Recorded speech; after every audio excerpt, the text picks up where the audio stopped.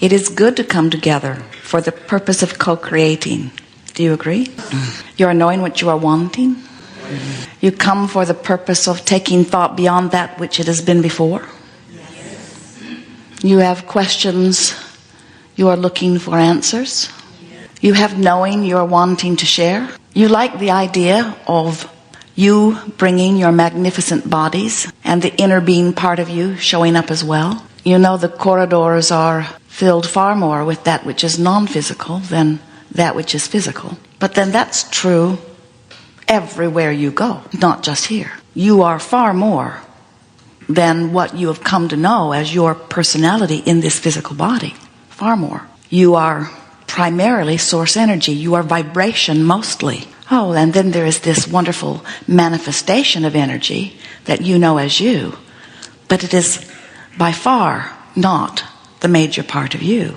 You are source energy projecting into this physical body. Who you really are as source energy understands your worthiness, knows your value, would never for a moment feel insignificant or insecure. But sometimes you feel insignificant or jealous or insecure. Sometimes you feel not enough. You feel as if you are failing. And when you have any of those kinds of emotions or sensations or thoughts, you are so far from who you really are.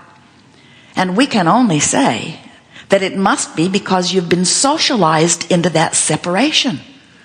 And by being socialized into that separation, what we mean is you must have been convinced by someone or something outside of this continuum of who you are that you should modify your behavior in order to satisfy something outside of you rather than following the guidance that comes forth from within you.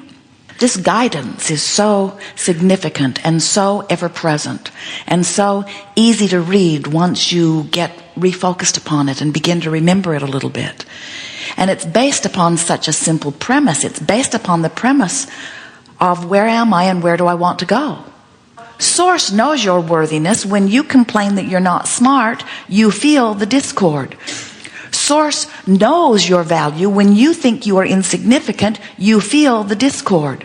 Source knows your brilliance. When you think you're not smart, you feel the discord. In other words, you, if you will pay attention to the way you feel, can get a reading in every single moment about how well you are doing with your thought in vibrational relationship to how Source is doing in thinking about you, in recognizing who you are. No, it's even more than that. In being that non-physical part of you. The way you feel in every moment is your indication of how well you are doing about letting yourself become that which your life has caused you to become. Oh, this is so significant. We want so much for you to hear it. You cannot hold back from that which you have become. Life cannot cause you to expand and you continue to beat the drum of where you are without you feeling bad about it. You feel unfulfilled. You feel empty. You feel fitful. You feel like something's wrong. And the reason you feel that way is because you, by virtue of what you are choosing to focus upon, are preventing yourself from going where you deserve to be. You deserve to live the manifestation of all of this wonderful stuff that's in your vibrational escrow. And we hold these gatherings in order to assist you in closing that gap. But we don't want to give you the impression that we want you to close the gap and keep it closed, because expansion is about having life which opens the gap, figuring out how to close it, having a new perspective from which you have contrasting experience which opens the gap and you figure out how to close it.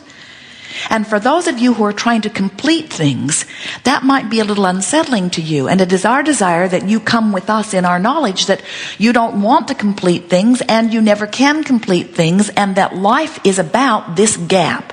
Life literally is about the crack between where I am and where I want to be.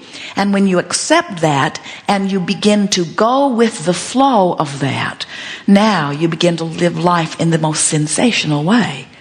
Go with the flow. Go with the flow. You hear those words. But going with the flow, what it literally means is You were source energy and you went with the flow. From your source energy perspective, you couldn't help but do it. You were born into this body, you are going with the flow. You are living life experience, you are going with the flow. You know what you don't want? It's going with the flow in the sense that it's fulfilling your intention of exploring contrast. As you explore the contrast, the natural culmination is a new intention, and source goes with that flow. Now the question that the Art of Allowing workshop asks is, are you going with the flow? And by going with the flow, we mean, are you following the thought, word, and deed that feels best to you?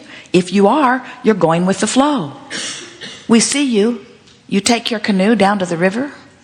It's a very fast-moving stream. You set it in, and you point it upstream. Not exactly going with the flow, is it? And you paddle, and you paddle, and you paddle, and you paddle, and you paddle, and you paddle, and you paddle, and you paddle. And some around you say, good job. You're working very hard. Your diligence is admirable. There is virtue in that struggle. Oh, I see you're sweating very hard. And now let us compare you with all of the others that have turned their canoes upstream. And let's see who can apply themselves the longest and the hardest. And we say, that's not going with the flow. And you say, but it's virtuous. And it gets me marks on lots of charts. I'm touted as the one who does the best job of struggling. And we say, what do you think about turning your canoe into the direction of the current? And you know what most of you say? Take the path of least resistance? Oh, that's just lazy. And we say, you didn't come forth to prove anything. You didn't come forth tensed against injustice in order to right it, or tensed against unworthiness in order to find worthiness.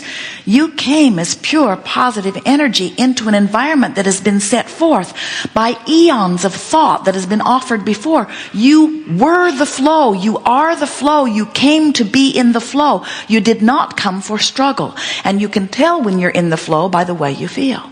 You are where you are, and where you are is just fine, because you can get to wherever you want to be from wherever you are.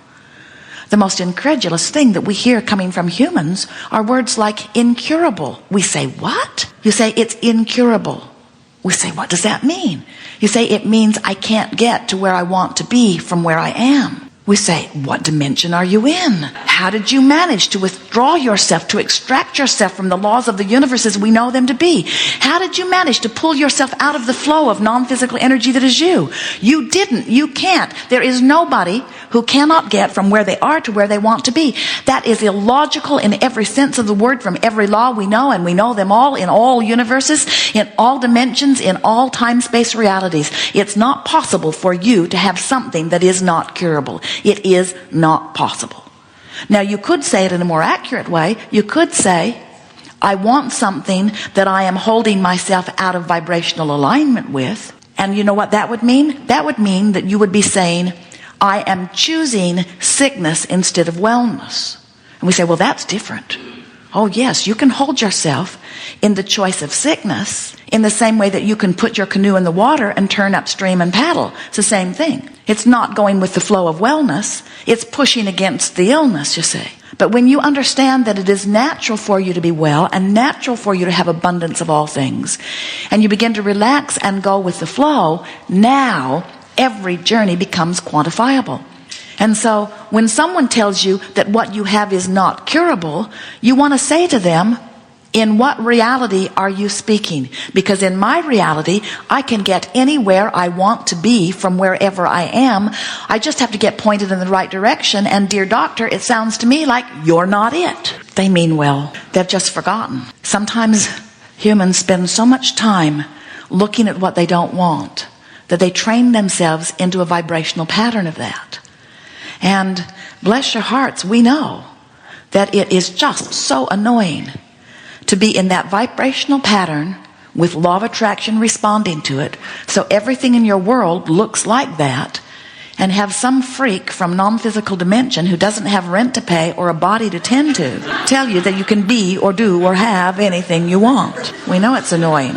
We know that When you feel the way you feel, the vibration that is responsible for the way you are feeling has a strong current, and that strong current is law of attraction responding to it. So everything in your life is reflecting that, and it's hard to believe that it can be different when it isn't, because you have become, bless your hearts again, we're going to bless your hearts all day, you have become such fact-based people.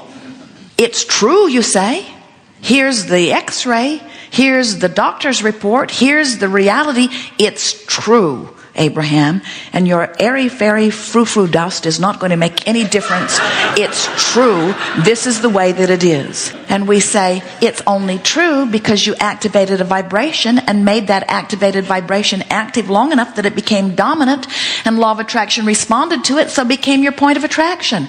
Whatever you look at long enough manifests. And so when you say, well, in our history or in our today reality, this and this and this and this are true, we say only because someone looked at it and caused it to become a reality. But you have choices. You can add to more of that, or you can add to something different. And if you begin to care about how you feel, now you begin to go with the flow, with the true nature of your being. There are some things you need to get over, like death, because there isn't any of it. There's only life. You are life in the non-physical. You are life in this body. You are life beyond this body. You are more non-physical life than you are physical life, even when you are in this body. You are energy first and foremost. You are vibration first and foremost. And we think that it's really time for you to begin to evaluate yourself and perceive yourself from a vibrational standpoint, so that you can begin to quantify every journey, so that you can begin to go with the flow. You know, when you're born, it's much more traumatic than when you die. Because when you're born, you come from pure positive energy into an environment of more discord. That's when you should mourn. Oh, poor little spirit born into this mess we've made. We're just kidding, because it's not a mess, but it is a bit like that. That's why every baby cries and for a moment says, oh God, what have I done? And it's also why the baby goes right back to sleep. So here you are in your physical body, and you've been here for a while, and you have adapted to less than pure positive energy. Oh, you find it sometimes. We see you, your heart soar, you fall in love, you appreciate, you meditate. You have all kinds of things that you do. Your slumber is not about your body needing rest from activity. Your slumber is about your body needing rest from your resistance.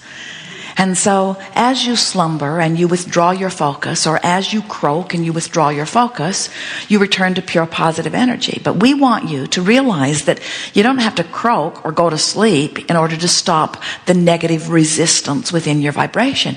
You just have to learn how to go with the flow. And going with the flow only means, it's what the art of allowing is: allowing, resisting, feeling better, feeling worse. And in every moment you have that choice. In every moment you can dramatize something that makes you feel better, or you can dramatize something that makes you feel worse. You can emphasize something that makes you feel better, or you can emphasize something that makes you feel worse. And as that becomes your dominant intention, nothing's more important than the way I feel. And my dominant intention is to look for something that makes me feel good. I'm going to do whatever I can do to feel a little better. I'm going to look for the best feeling thought I can find. Not the best feeling thought I've ever thought, not the best feeling thought anybody's ever thought, but the best feeling thought I can find right here from where I am. So let's say you're in depression. What's the best feeling thought you are likely to find from there? Joy? Ecstasy? Hardly. Law of attraction is not giving you that data selection. You can't set your radio dial on 6:30 a.m. and hear what's being broadcast on 98.7 FM. The frequencies are too far apart. And if you're depressed, and friends, it's fine if you are, because where you are is where you are, and nothing is incurable, and you can get from wherever you are to wherever you want to be. But what is the logical thing, the next logical step? What's the best feeling thought that you will probably find, and what's the feeling that will come about if you are in depression or if you are in fear? The best we could hope for under those conditions is something that you would call anger. And if you really want to know, it's more likely that you'll find revenge first. Revenge, rage, anger, they don't feel very good, but they all feel better than depression, don't they?